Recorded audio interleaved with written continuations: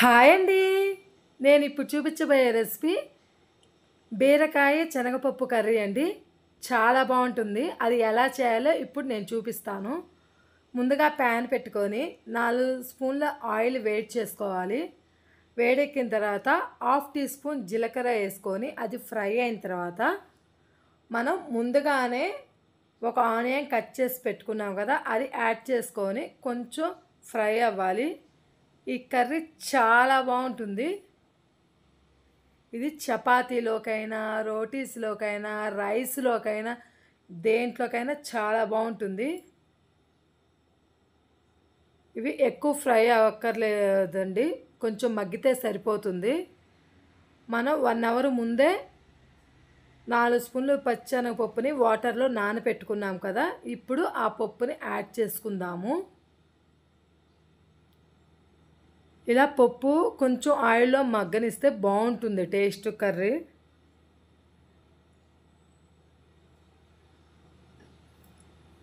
ఒక్క నిమిషం మగ్గనిద్దాం. మీడియం ఫ్లేమ్లోనే పెట్టుకోండి, చాలా బాగుంటుంది కర్రీ.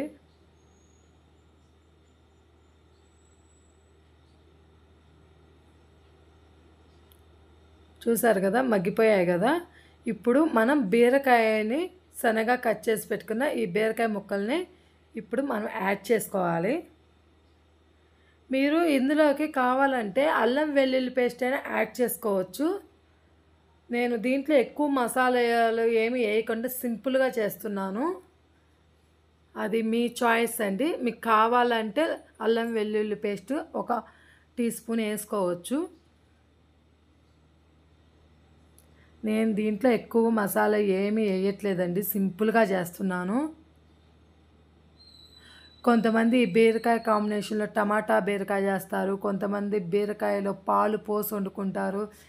బీరకాయ కాంబినేషన్లో ఎలా చేసుకున్నా కానీ బాగుంటుంది, చాలా టేస్ట్.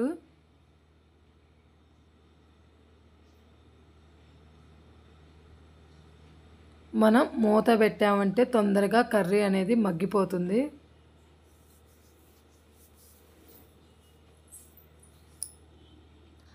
అసలు నేను వాటర్ అంటూ దీంట్లో యాడ్ చేయనండి. బీరకాయలో ఉన్న వాటర్తోనే మనకి కర్రీ అంతా మగ్గిపోతుంది. మనం వాటర్ పోసి చేసేదానికి, వాటర్ పోయకుండా చేసేదానికి కర్రీ తేడా ఉంటుందండి. నీట్గా మనం స్లిమ్ మీడియం ఫ్లేమ్లో పెట్టుకొని మగ్గించుకున్నామంటే కర్రీ చాలా టేస్ట్గా ఉంటుంది. మనం హైలో పెట్టేసామంటే వాటర్ పోయాల్సి వస్తుంది. మనం సిమ్లో పెట్టుకున్నామంటే దాంట్లో ఉన్న వాటర్తోనే మనకి బీరకాయ ముక్కలు, శనగపప్పు బాగా మగ్గిపోతుంది. అలా చేస్తే కర్రీ చాలా బాగుంటుంది. చూసారా వాటర్ ఎలా వచ్చాయో బీరకాయలో నుంచి, మనకి ఆ వాటర్తోనే మనకి కర్రీ అంతా మగ్గిపోతుంది. ఇప్పుడు శనగపప్పు ఉడికిందో లేదో చూసుకుందాము. వెంటనే మగ్గిపోతుందండి, మనం నానబెట్టుకున్నాం కదా, చూసారా చాలా సాఫ్ట్గా అయిపోయింది.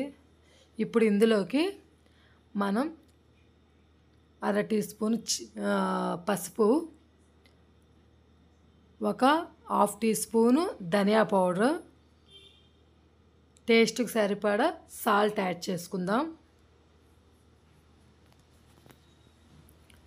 ఇప్పుడు 2 స్పూన్ల కారం యాడ్ చేసుకోవాలి. ఈ కర్రీ ఎలా చేసినా చాలా చాలా బాగుంటుందండి. నేను సింపుల్గా చేస్తున్నాను, చాలా టేస్ట్ మటుకు చాలా బాగా వచ్చింది. నేను పిల్లలకి పెట్టేది కాబట్టి నేను ఎక్కువగా మసాలాలు యాడ్ చేయనండి, సింపుల్గా చేసేస్తాను, వాళ్ళ బాక్సులకి పెట్టేది కాబట్టి.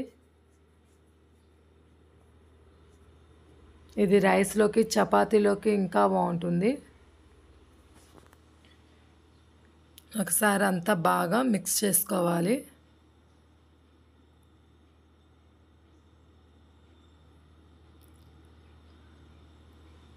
నేను ఎలా చేస్తున్నానో ఇదే ప్రాసెస్లో మీరు కూడా ఒక్కసారి ట్రై చేయండి, చాలా బాగా వస్తుంది కర్రీ మటుకు.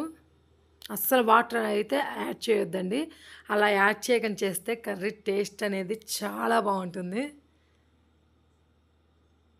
చూసారు కదా, మనకంత అసలు అడుగు కూడా పట్టుకోలేదండి. అదే నేను మీకు చూపిస్తున్నాను. వాటర్ పోయలేదు కదా, అడుగు పట్టేస్తుందేమో అనుకుంటారని. నీట్‌గా మగ్గిపోయిందండి కర్రీ. ఆల్మోస్ట్ రెడీ అయిపోయిందండి. కొంచెం చూసారా, ఆయిల్ కూడా పైకొచ్చేసింది. మన కర్రీ రెడీ అయిపోయినట్టే. కొత్తిమీర చల్లుకొని దించేసుకోవడమే అంతే. ఓకేనండి.